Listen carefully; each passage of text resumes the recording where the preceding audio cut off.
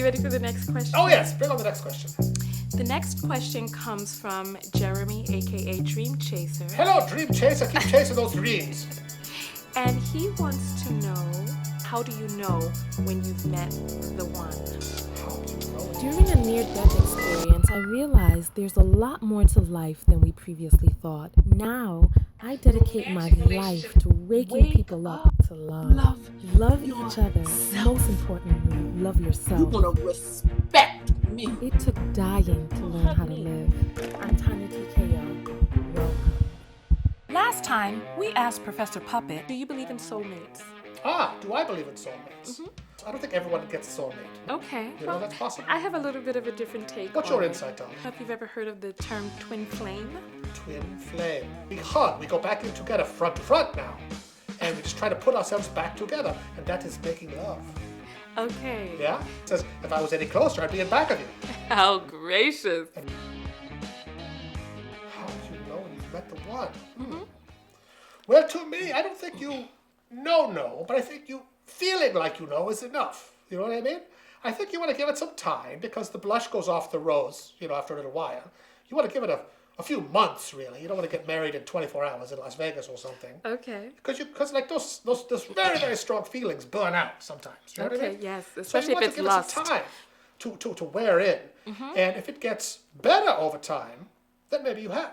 If it gets like, all these annoying things about the person suddenly become evident, Yeah. And you're like, oh boy, this is not good. But if the annoying things become less annoying over time, you know what I mean? If your esteem for them grows over time, that's a good sign. Yeah. Like, I don't think you should marry anyone unless you feel like you're going to be totally miserable not married to them. You know what I mean? I hear you. Like, boy, if I don't marry them, that's going to be bad. I really, really, really want to be married to them. If you're like, well, maybe it'll work out, we'll see. No. Give it some time. You know what I mean?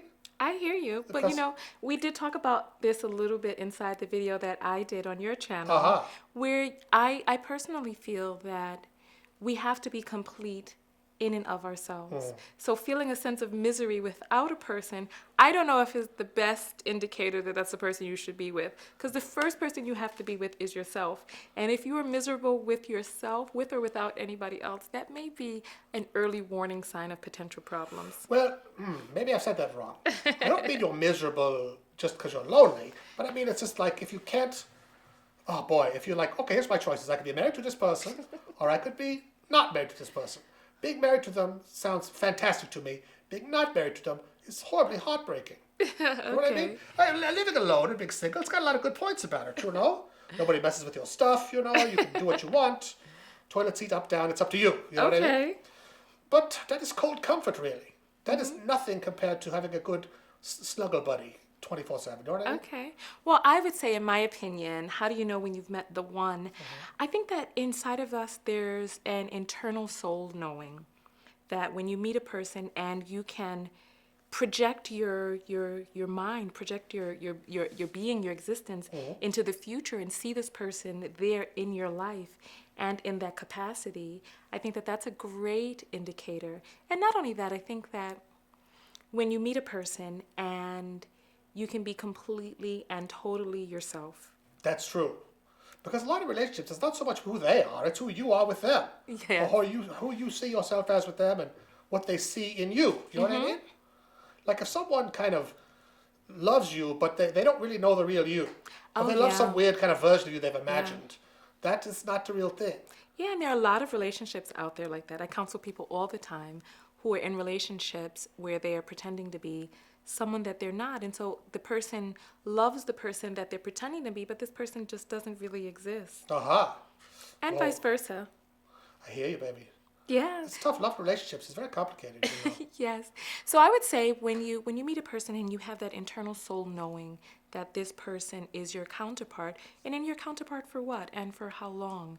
And I would say that you really take your time, get to know the person, and if you feel that you can really open up, really let the real you fall in love with them and let them fall in love with the real you, then you're on the right track. That's true.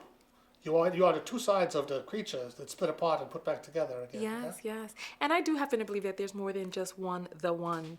I think Yes. that there are ones for different things. There's so many people that enter our lives and they are the one for a particular lesson, blessing, or transcend into a different part of you. Yeah. Whoa, that's some deep stuff. So is there a soulmate? Yes, no? What was the question? How do you know when you met the one? How do you know when Baby, you've met you the just one? know.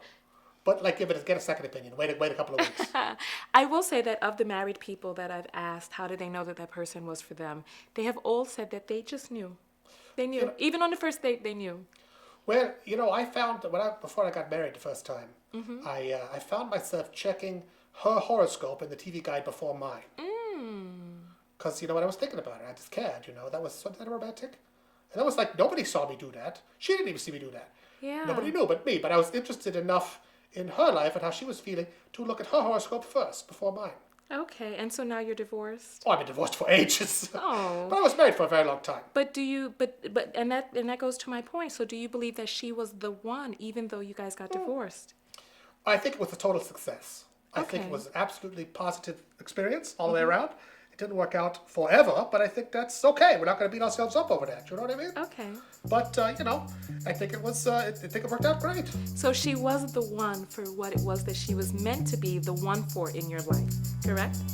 Well, I don't know. I think, like you said, I got room for more than one. Okay. Oh, do you? Yes, baby. Oh, careful now. Watch the mustache.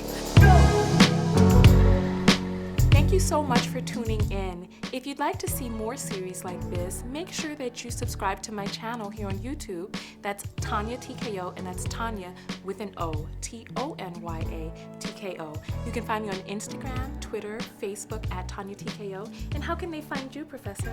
Oh, just look out the front door. No, Professor Puppet on everything. At Professor Puppet. Okay, perfect. And if you go over to his channel, you'll see a very special video of he and I together. That's right. That was so much fun. Yeah.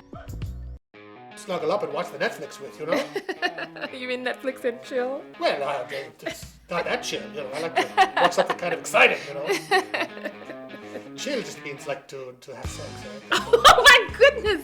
Professor! Chill is a metaphor for have sex without spending any money, right? Oh my. $7.99 a month, boom.